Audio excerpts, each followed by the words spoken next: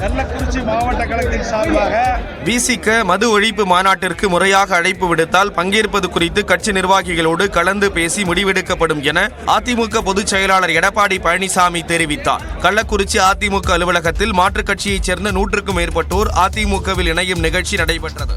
அப்போது ஏராளமான பெண்கள் எடப்பாடி பழனிசாமியுடன் செல்ஃபி எடுத்து மகிழ்ந்தனர்.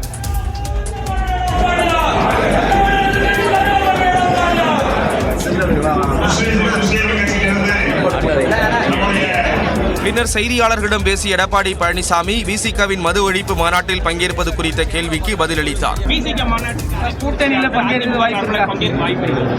ஏற்கனவே அங்கேயே சொல்லிட்டேன், அனைத்து இந்திய அண்ணா திராவிட முன்னேற்ற கழகத்திற்கு முறையாக அழைப்பு வந்தால் மூத்த தலைமை கழக நிர்வாகிகளோடு கலந்து பேசி முடிவு அறிவிக்கப்படும். மொத்த கருத்துடைய கட்சிகள் எல்லாம் தங்களது கூட்டணிக்கு வந்தால் இணைத்துக் கொள்வோம் என்றும் எடப்பாடி பழனிசாமி தெரிவித்தார். குவாட் மாநாட்டில் பங்கேற்க பிரதமர் நரேந்திர மோடி வருகின்ற 21ஆம் தேதி அமெரிக்கா செல்ல உள்ளார். இந்தியா, அமெரிக்கா, ஜப்பான் மற்றும் ஆஸ்திரேலிய நாடுகள் அங்கம் வகிக்கக்கூடிய குவாட் அமைப்பின் 4ஆம் மாநாடு அமெரிக்காவின் டெல்வரா நகரத்தில் நடைபெறுகிறது. ஜோ பைடன் தலைமையில் நடைபெறக்கூடிய இந்த மாநாட்டில் பங்கேற்க பிரதமர் நரேந்திர மோடி 21ஆம் தேதி அமெரிக்கா செல்கிறார். இந்த அமைப்பு கடந்த ஆண்டில் செய்த பணிகள் குறித்தும் வரக்கூடிய ஆண்டில் செய்ய வேண்டிய பணிகள் மற்றும் இந்தோ பசிபிக் பிராந்திய நாடுகளுக்கு செய்ய வேண்டிய பணிகள் குறித்தும் இந்த மாநாட்டில் ஆலோசிக்கப்படும். இதைத் தொடர்ந்து நியூயார்க் நகரில் இந்திய வம்சாவளியினர் மத்தியில் மோடி உரையாற்ற உள்ளார்.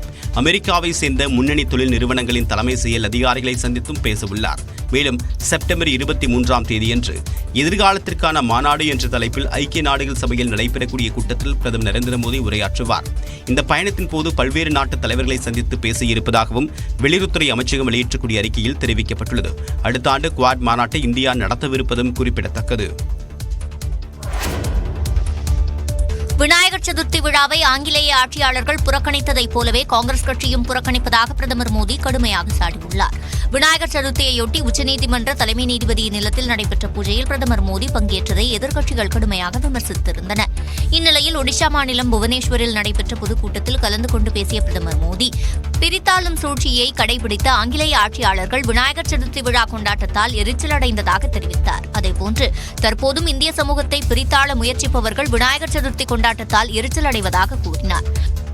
कांग्रेस और उसके इकोसिस्टम के लोग पिछले कुछ दिनों से इसलिए भड़के हुए हैं क्योंकि मैंने गणपति पूजन में हिस्सा लिया था. ஆட்சி அதிகார பசியில் இருப்பவர்களுக்கு விநாயகர் சதுர்த்தி விழா பிடிக்கவில்லை என்றும் பிரதமர் மோடி விமர்சித்தார்.